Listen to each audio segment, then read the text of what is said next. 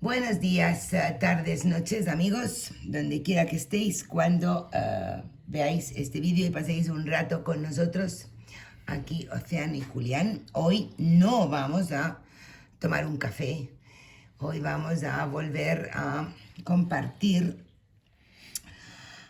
una nueva adquisición y una joya que queremos incitaros y provocaros a que incluyáis en vuestra colección, que es el Jacques Vieilleville totalmente restaurado y reparado, como diría yo, por Gergely Bagameri, un joven húngaro que por supuesto pondré su tienda. Pero antes de zambullirnos en los franceses y siempre con nuestro empeño de contribuir a la dignificación del tarot, una de las formas que a mí particularmente me gusta contribuir a la dignificación del tarot, la taromancia y la cartomancia, es yéndome a su historia, a sus fuentes originales, a posicionarlo en el espacio y en el tiempo. Y por eso hago cosas como estas que comparto con vosotros con cierta vergüenza, pero garantizando, no te rías, Julián, garantizando que los datos son absolutamente rigurosos y comprobados.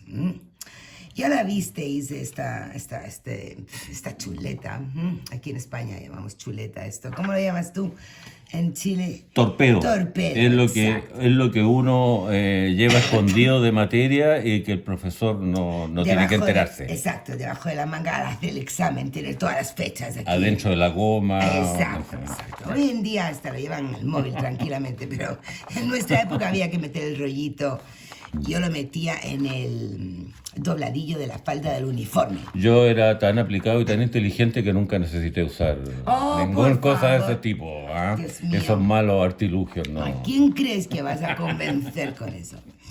Entonces, este papelito lleno de garabatos y datos, os garantizo que es riguroso y que sí lo estuvimos empleando en nuestro viaje por esa historia, esa cuna y ese origen hasta donde podemos llegar, que se llaman vídeos como Minchiate, Solabusca, Mantegna, el tarot de Stenzi, mal llamado Carlos VI durante muchos años, etcétera, ¿no?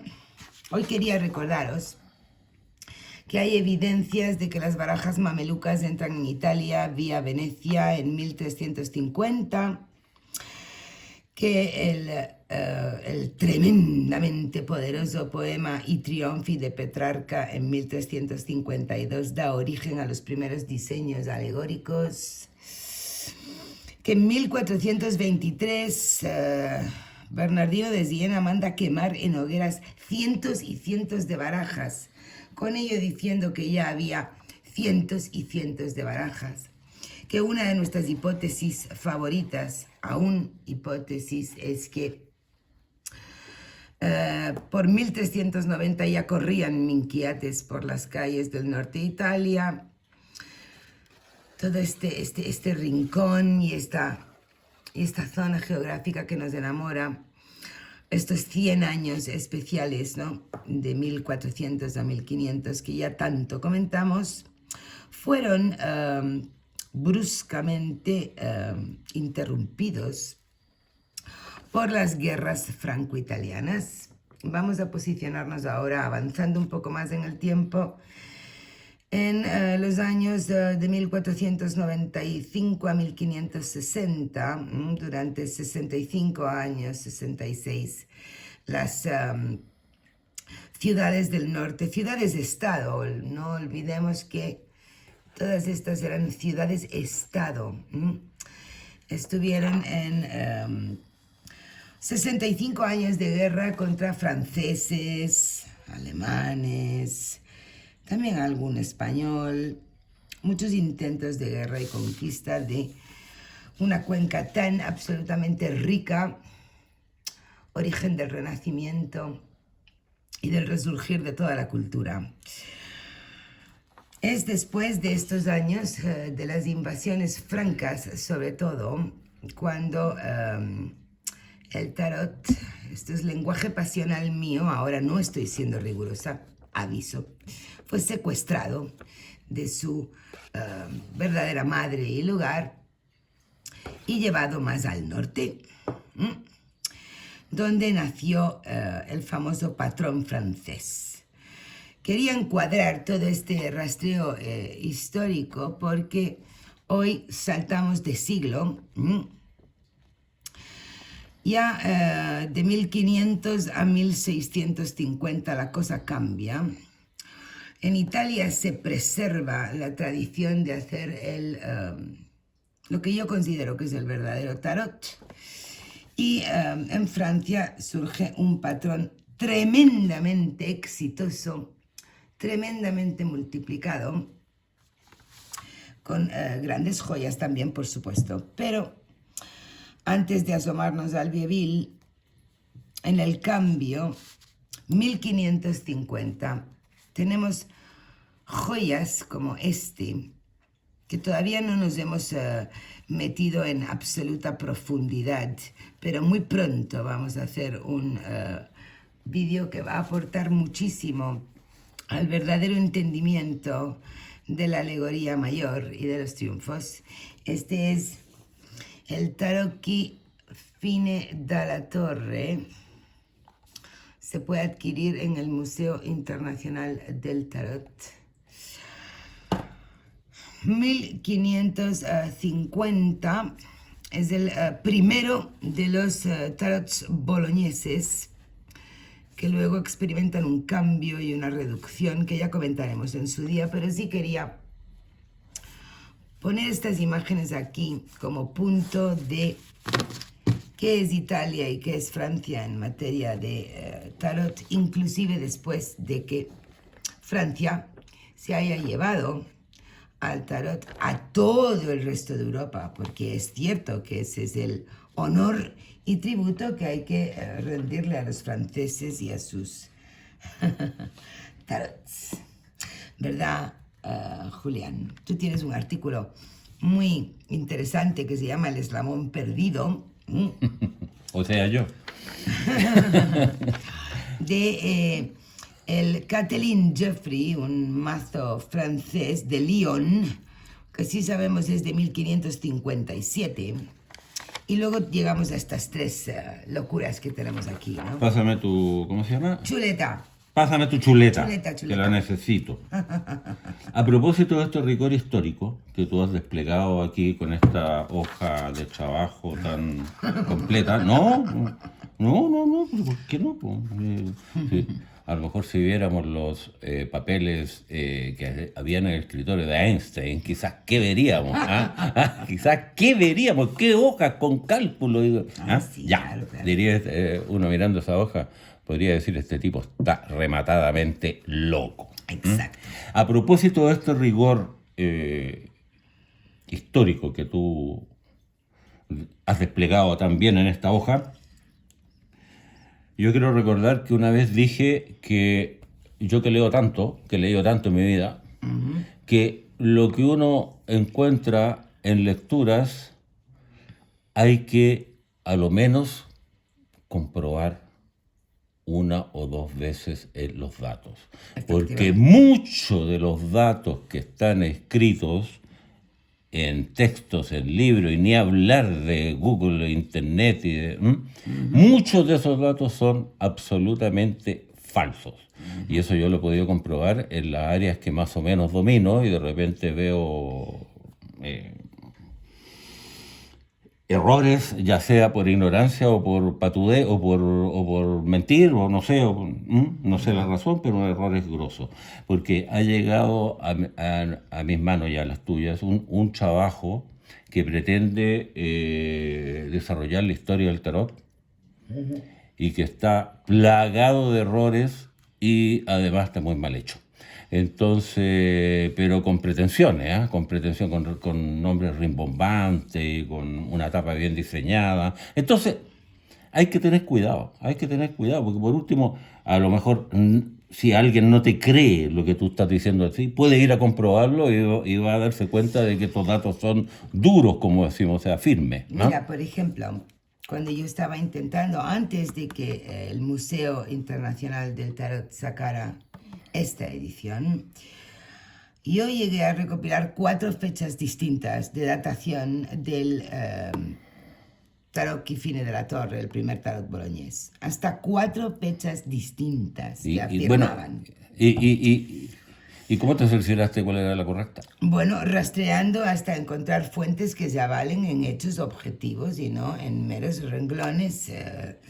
Estamos queriendo no atacar a los autores del manual que tú comentas, que hemos estado hojeando, sí decir que se llama La historia del tarot y que bueno, hay muchos manuales, cualquiera puede escribir un libro realmente, pero que debemos de, mira, mismamente, Jacques Vieville, he visto 3 fechas diferentes de cuándo fue hecho. Entonces, siempre tenemos que ser un poco, a ver, ¿cómo riguroso. diría yo?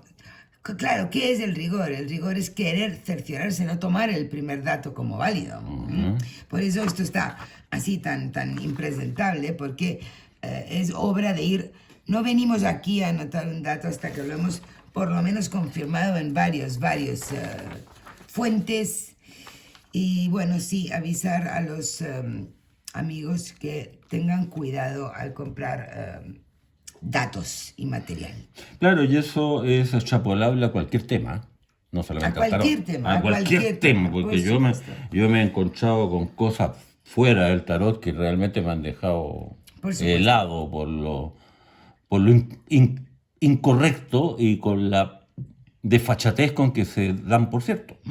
Y tú se compra un libro eso bien hecho y dice, no, esto tiene que ser cierto, ¿cómo no? Si no, no estaría impreso. Eso, a raíz de tu recorrido histórico.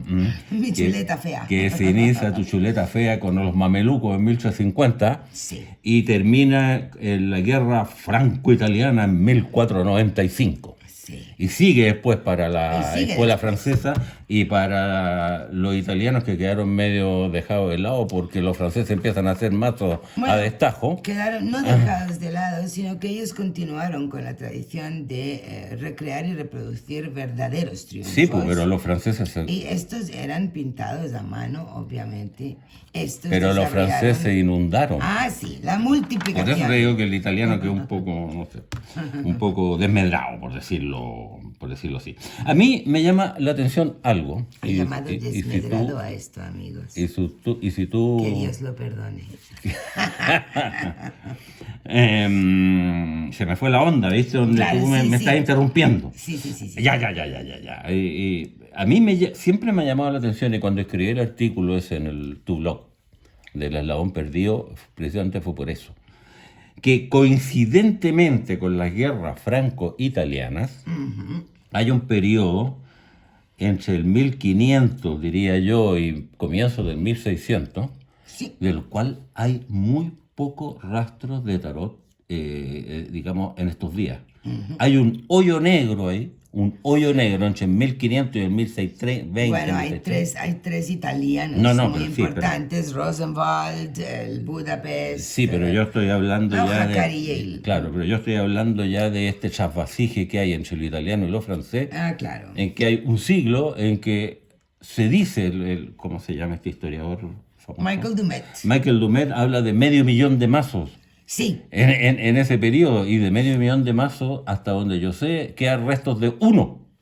Estoy hablando del francés, no estoy hablando de los italianos. El Catelyn Joffrey. El hermosísimo Catelyn Joffrey. Hermosísimo. Del cual quedan, ¿cuántos? 15, 16 cartas. 16 cartas quedan nada más. Y yo me pregunto, porque puedo divagar un poco, me pregunto si, habiendo ahora la moda de tanto restaurador Verbo y Gracia, ese que tienes tú, que en este caso es un húngaro, un señor húngaro, Sí. pero habiendo tanto restaurador, ¿por qué a alguien no se le ocurrió tomar las 15 cartas del Kathleen Geoffroy y recrear el mazo completo respetando la impronta que tiene, que es Yo hermosísimo? quiero recordar que esta es la tercera vez que lo pides abiertamente aquí en el YouTube. Sí, po, Que sí, alguien, por favor, complete y restaure el O sea, Kathleen claro, Jeffrey. es una tarea un poco titánica porque hay 15 cartas y tú tienes que empezar a suponer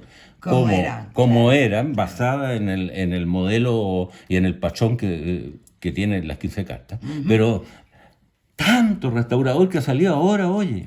En fin. Entonces, En 1650 en entonces, París. claro, entre 1500 y 1630 está solamente los restos del Kathleen. Y después aparece el tarot de París, que está fechado antes de 1650. No se sabe bien Por cuándo. ahí. No se sabe bien cuándo. Luego aparecen paralelamente Jean Noblet y Jacques Biville, para después pasar a Jean Dodal, que es de 1701, Eso ya es 1700. y a partir de ahí empieza el diluvio de mazos del pachón francés hasta rematar en el no tan antiguo, ¿cómo se llama el pachón? El de Convert que El de relanzó Convert. Paul Marteau. El de Convert, Sí. que es el que se masifica. Nicolas Convert, que es el único marsellés realmente hecho en Marsella. Pero bueno. Claro, entonces, pero esta joyita, el Jacques Biville, Noblet, el tarot de París, bueno, es un ejemplo un poco Sí, atípico. bueno, es muy loco, pero como tú nos vas a contar lo Y que luego pasaba Dodal. en París, Y se luego entiende Dodal. por qué eran tan locos, ¿no? Ahora, del Jean Chandon Biville, de lleno, es un mazo que ha provocado, por su particularidad, ha provocado muchas opiniones y además algunas sesudas teorías esotéricas acerca de la razón de por cuál está hecho así. ¿Ah? Sesudas. Así quiere decir al revés. Al amigos. revés, claro. ¿cierto? Totalmente al revés. Sesudas elucubraciones esotéricas. Tú sabes que siempre los intelectuales pomposos aprovechan cualquier cosa para tejer sus teorías. Si no, veamos a lo ocultista del siglo 18 y 19. 18 y 19, ¿ah? Sí. Con sus teorías egipcias, etc. Bien, en el caso del Biville tenemos una curiosa circunstancia histórica. En ese tiempo en que París, según los datos, era la mitad de lo que es hoy, existía una gran cantidad, exactamente, ¿cuántos eran? 4.000 4.000 casas de juego de naipes. casas de juego de naipes. En un 4.000. En un París que se considera no llegaba ni al 50% de lo que es hoy. Y en un París en el cual entonces se hacía mucho naipe, pero de pésima calidad, y entonces se iban reciclando rápidamente, había que hacer rápidamente porque se estropeaban, y entonces era Mucha un producción. negocio floreciente. Súper negocio. Y cuando el negocio es floreciente, tú sabrás que papá Estado inmediatamente abre los ojos y se le despierta la codicia y dicen: estos que están ganando plata tienen que pagar sus impuestos correctamente. Así es. Y a pesar de que yo en estos tiempos veo ejemplos así, quedé patitieso cuando supe de que los fiscalizadores, los cobradores de impuestos en París hicieron un gueto. Sí. O sea, concentraron a todos los naiperos en un solo barrio. Obligaron a todas las fábricas de naipes a estar en ¿Para un qué? perímetro. Para tenerlos controlados y que ningún mazo, digamos, fuera en B. ¿Ah? Hasta donde ellos podían Se librara del cargo de impuestos. liberar el cargo de impuestos. Entonces los tipos eran tan desgraciados, que esa es la palabra, eran tan desgraciados, que exigían un permiso para entrar o salir de las casas de los naiperos y A los obreros. a los obreros, Sí. y cuando entraban y salían y se iban a la ciudad, los registraban Sí, porque físicamente. podían llevar unos mazos ahí en los calzoncillos, Así es. bueno, en la camiseta, no sé, en la ropa interior. Ajá. Bueno, quizás qué vestimenta tenían en ese tiempo. Bueno, podían llevar mazos ocultos y los registraban. Y no contentos con eso, de repente hacían redadas, por decirlo así, se dejaban caer en la casa de los naiperos e incautaban las tablas para que los pobres tuvieran que empezar de nuevo y evitar dificultarle la cosa y evitar esta especie de contrabando. Entonces, Jacques Vieville, según datos de un señor que yo respeto muchísimo, que es el Flournoy, El maestro Flournoy. el maestro Flournoy. Pondremos la página de él debajo del vídeo para que veáis de dónde está sacado todos los datos que está contando Julián. Entonces, el Jacques Vieville era un seudónimo, no había un señor que se llamara Jacques Vieville. Eso afirma Flournoy.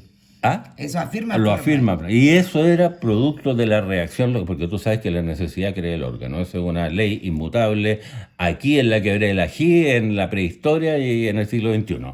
La necesidad crea el órgano. Y aquí la necesidad, o sea, ese cepo opresor de los cobradores de impuestos provocó que, claro, los naiperos trataran también de eludir la ley y sacar sus mazos en B y hacer un negocio más mejor, como decimos en Chile. Entonces, este Vieville es... el original, por supuesto, eso me está claro. Es un ejemplo de un mazo pirata y que estaba no en tablillas sino que en hojas. Efectivamente. Y como los maestros naiperos eran escasos y estaban muy controlados, empezaron a caer a manos de manos inexpertas y resulta que el señor que realizó el mazo puso la hoja al revés, para su desgracia, y todo el mazo salió al revés. Efectivamente. O sea, si la muerte va para un lado, en realidad va para la otra. Si el ermitaño está mirando para allá, no, está mirando en sentido contrario. Así es. Entonces los esotéricos sacaron brillantes teorías sobre por qué el Vieville estaba invertido. Y resulta que la razón es tan prosaica como la que acabamos de mencionar. Tú has quedado maravillada con este mazo, por lo tanto te pido de que hagas una introducción a él, sus características, etc. Yo voy a admitir que precisamente por el relato que Julián os acaba de compartir, es por lo que yo jamás adquirí el Jacques Vieville.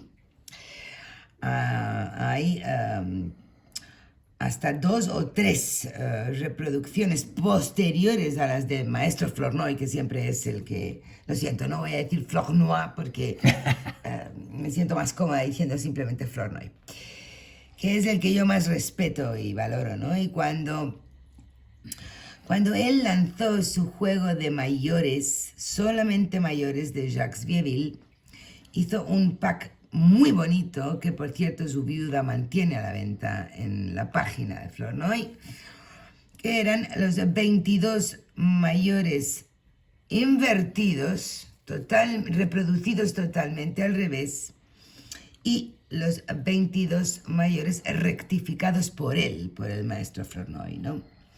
Su relato rastreado y avalado también. El maestro Flournoy era un hombre muy riguroso, explica claramente y derriba de un plumazo hace ya 12 años todas aquellas teorías estupendas que se estaban construyendo en torno a el misterioso Jacques Vieville. El misterioso Jacques Vieville no era un misterioso, era un mazo pirata de los pobres que intentaban sobrevivir sin que el fisco les estrangulara, y por lo tanto era mucho más fácil sacar una hoja ya pintada que planchas de madera que estaban además confiscadas, y al reproducirla, porque las hojas tienen que ir en positivo para que la imprenta lo saque al revés. Y aquí lo hicieron en positivo. Y él simplemente lo copió, y por lo tanto, como no sabía lo que copiaba, pues sacó un mazo al revés.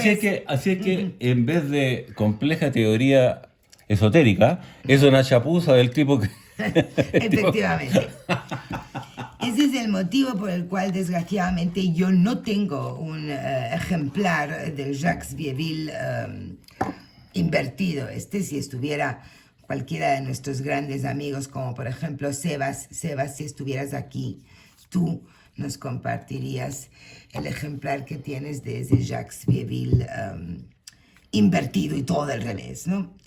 Sin embargo, de repente supe que este joven había hecho dos cosas mágicas, en mi opinión. Lo primero, rectificarlo y ponerlo todo en las direcciones correctas, ¿ok? Desgraciadamente, repito, no lo tengo aquí para comparar, pero imaginaros al loco caminando hacia el pasado, grave error.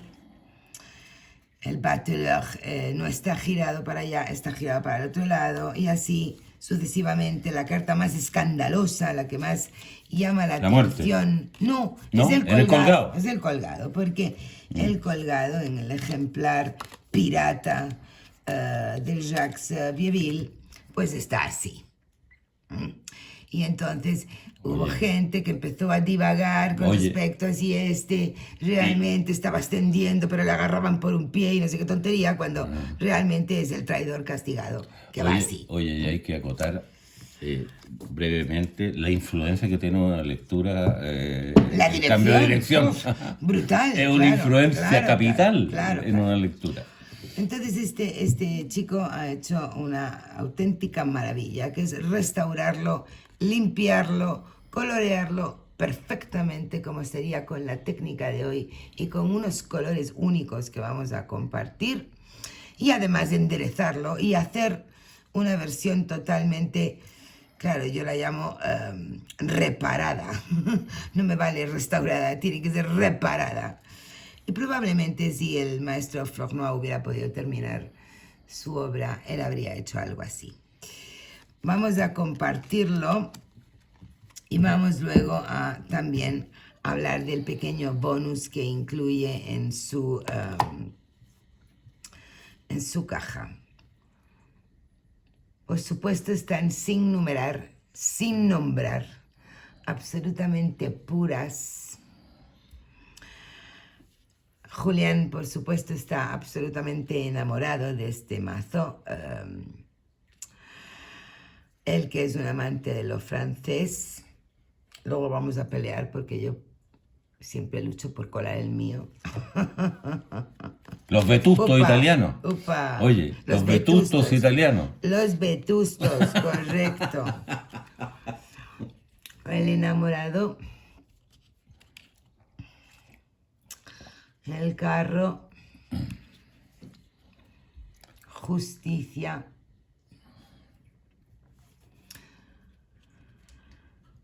El padre tiempo, ya convertido en un monje capuchino y convertido en ermitaño. En 1650. Sí. La rueda, ya modificada, por supuesto, al patrón francés. La fortaleza. El colgado. La muerte. Mi amiga. La templanza, con su cartel de sol fama. La fama del astro rey. Y Don Sata en todo su esplendor. Don Sata en su formato de fagocitador. Voy aquí a empezar a incluir un detalle que ha tenido este restaurador, que es incluir la versión posterior y más común en los mal llamados tarots marselleses, es decir, franceses en general. Hay una alternativa para el diablo si uno no quiere el fagocitador. La foudre, o centella, o relámpago, o tormenta, es un clásico de lo que luego fue la torre. Y el creador de esta reparación, restauración, ha incluido una torre tradicional por si la queremos reparar. El bellísimo Ptolomeo, o cualquier astrólogo midiendo las estrellas. Es la estrella original de Vieville. En esta nueva versión nos incluyen una estrella clásica por si la queremos reemplazar. La hilandera tejiendo al pie de la luna estaba en el Vieville. De nuevo nos incluye una alternativa por si la queremos reemplazar. Este es el sol original del Vieville y de nuevo nos incluye un sol tradicional por si lo queremos reemplazar. Juicio final. El mundo, que desde luego no es ni hombre ni mujer, es un Cristo y por lo tanto hermafrodita. El carácter, la fuerza y la garra del arcana menor es una de las cosas que más me enamora.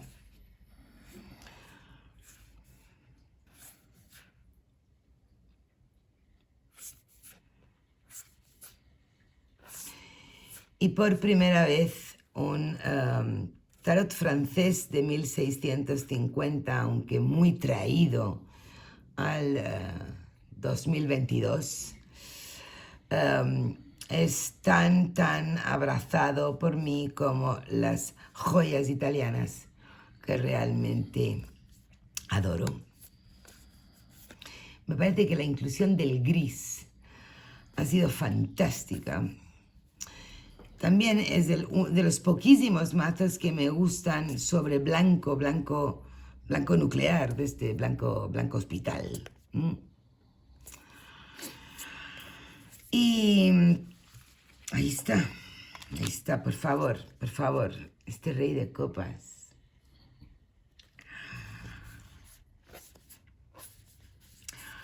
¿Qué nos cuentas, Julián?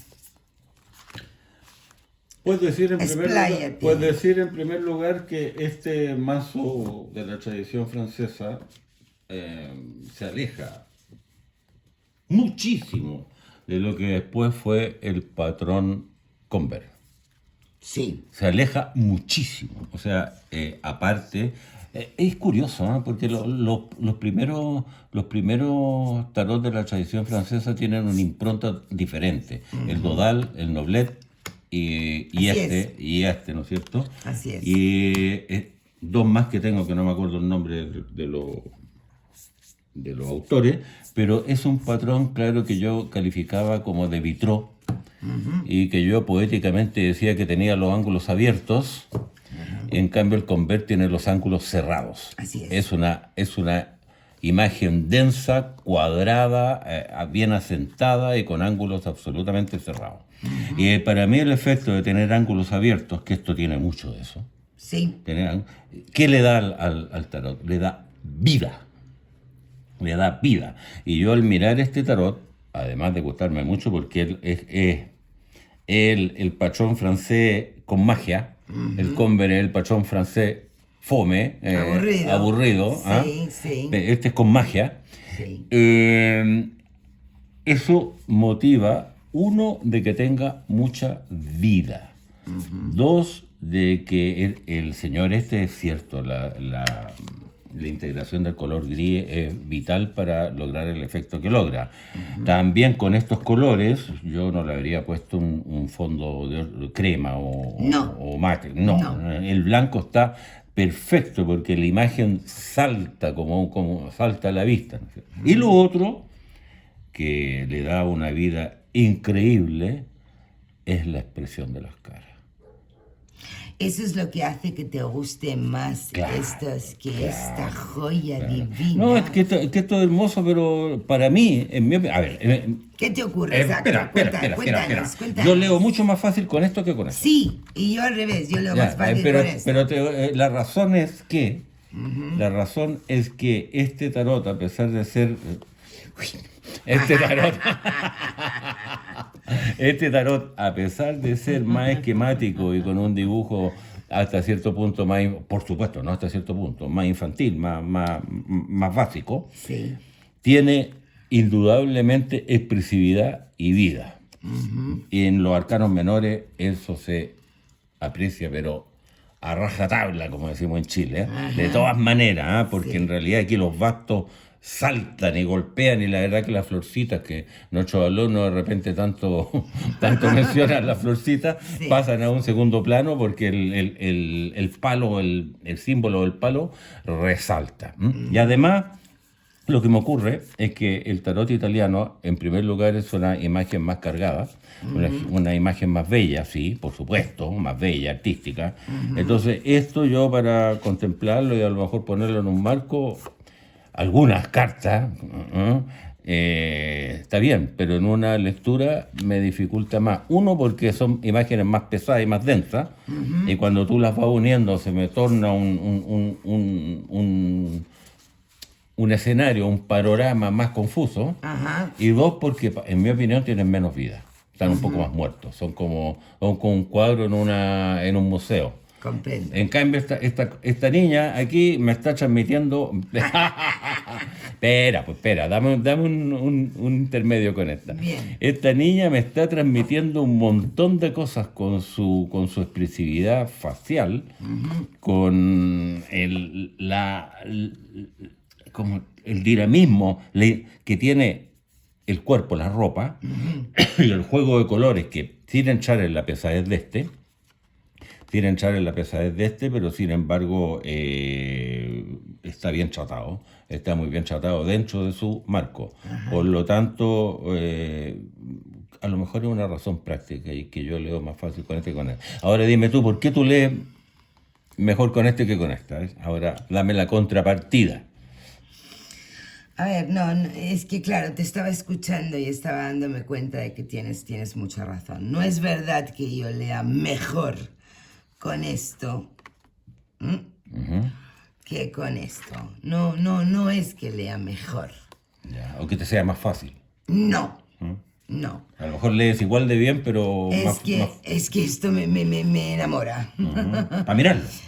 Mientras estoy leyendo, a mí esto no me entorpece la absorción alegórica, simbólica, sino que además hace que se me vayan pues cayendo las babas de encima de ellos según lo miro, porque es bellísimo. Y para mí la belleza es pues es algo agregado. No es verdad que yo esto... Y yo puedo comprender además perfectamente lo que tú dices, que estas imágenes, ¡boom!, saltan y golpean ahí en los ojos, más que estas. Pero estoy locamente enamorada de siempre, estas. en una frase, siempre lo importante es lo que viene después del pero. Claro, el resto es chaya. ¿Ah? Estoy locamente enamorada. Esa es una cuestión de estética. Y luego, donde sí tengo un gran pero, es en las tremendas fallas y las modificaciones, la evolución de que lealtad claro. a la alegoría Claro, que eso se tienes razón. produjo en el trasvasije a Francia, ¿no?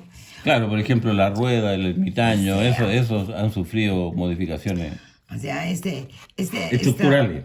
Esta alegoría del amor, que es de 1550 y que tiene una clara alusión al 1441 de Visconti.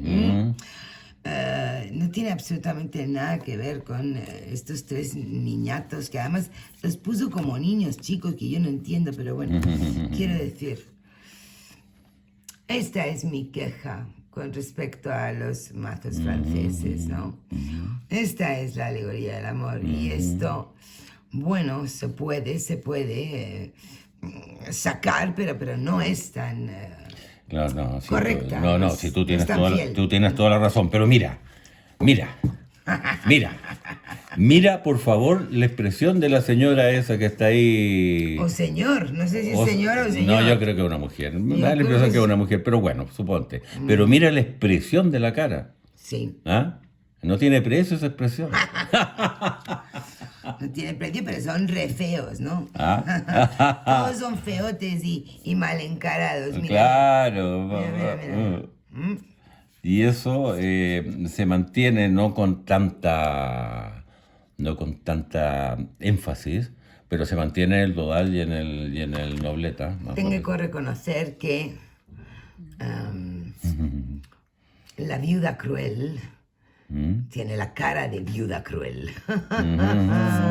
Y ¿cuál que me mostraste tú? El Rey de Copa es un ¿Qué verdadero... me decís de esta reina de bastos que está mirando como diciendo, te la he liado, te he puesto la zancadilla, estás a punto de caer y yo lo estoy disfrutando, es increíble, increíble. Entonces, en medio de esta ola de restauradores modernos, de repente salen algunos que hacen un verdadero aporte. Hacen un verdadero aporte porque la recuperación de este mazo, así, en estas condiciones, es notable y en realidad es todo un aporte. Una absoluta maravilla. Entonces...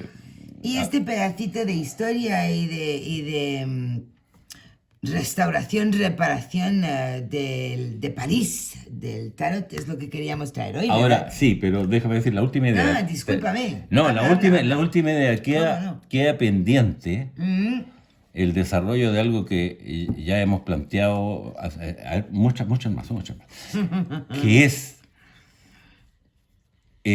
una diferencia entre un restaurador y un... Reproductor. No sé, o sea, no sé. claro, porque esta carta, el original de esta carta, además de estar al revés, ¿no es cierto? Sí, mirando para allá. Mirando para allá, pero además de eso, era una imagen mucho más imperfecta, más borrosa, con los colores más... Claro, porque entonces, el coloreado no se quedaba dentro de las líneas. claro, entonces, ¿qué es más valioso? ¿Un mazo reproducido tal como era antiguamente, con sus virtudes y sus defectos, o el mismo mazo antiguo embellecido y... Bueno, todos sabemos que tú vas a elegir, por supuesto, cosas horrorosas como esta. Oh, ya me sacó mis gatos de París. Pero estéticamente, no me digas que no está, quiero decir. Claro. Quiero decir.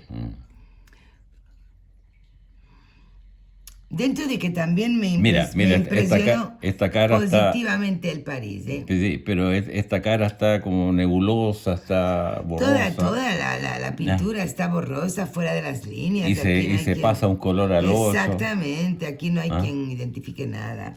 Claro. Yo creo que esto es un trabajo limpio y perfecto. Modernizado. Un Bieville siglo XXI. Exactamente. Es un Bieville que yo puedo leer. Claro. Y yo dejo sentada mi opinión que a mí me gustan más los mazos reproducidos tal como eran con todos sus defectos. Dejaré la tienda de Etsy. Sí. De está a la venta, ¿no es cierto? Está a la venta, en 15 días llega a la casa. Desde luego lo recomendamos. Hermosísimo. Hermoso, sí. ¿Algo más? Nada más por hoy, amigos. Hasta la próxima. Besos para todos.